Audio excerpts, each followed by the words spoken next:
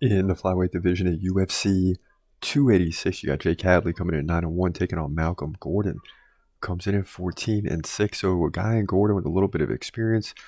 Jake Hadley getting into the UFC, lost his first fight, came back and bounced back well against Carlos Candelario. So let's get into it. Both guys 5'7".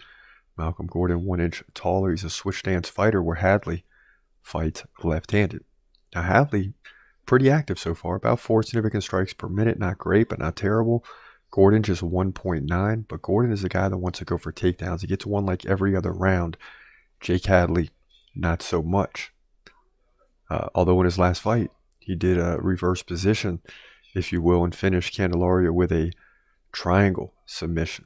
Before that, he lost to Alan Nascimento by decision and beat Mitch Raposo by rear naked submission. So he's 2-1. If you include the Contender Series in there, he's 2-1. Now, Gordon lost to Muhammad Mokaev, a guy who's on this card as well. He lost to him by armbar submission. But before that, he won 2 in a row against Denise Bandar and Francisco Figueiredo. So that's a pretty big win in Figueiredo. Won that by unanimous decision. Beat Bandar by KO and lost his last fight by submission. So both guys, in similar situations, lost some critical fights recently, but still young as individuals and in their career. So they still have a lot of time to continue moving forward.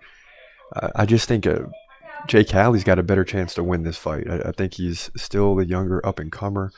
A lot to look forward to. He's only going to get better and better. So when you look at him and evaluate him, and you look at his last fight, you got to consider he's going to be better this fight. In his next fight, he's going to be better than he is now. And he's going to continue taking those steps for a little while. But it definitely should continue in this fight. I think he's going to win this, but likely by decision. It's going to be a battle. He'll move to 10-1, and this will likely be on significant strikes, and he's got to defend a takedown for my prediction to come true. But Jake Hadley wins, moves to 10-1, flyweight division, UFC 286.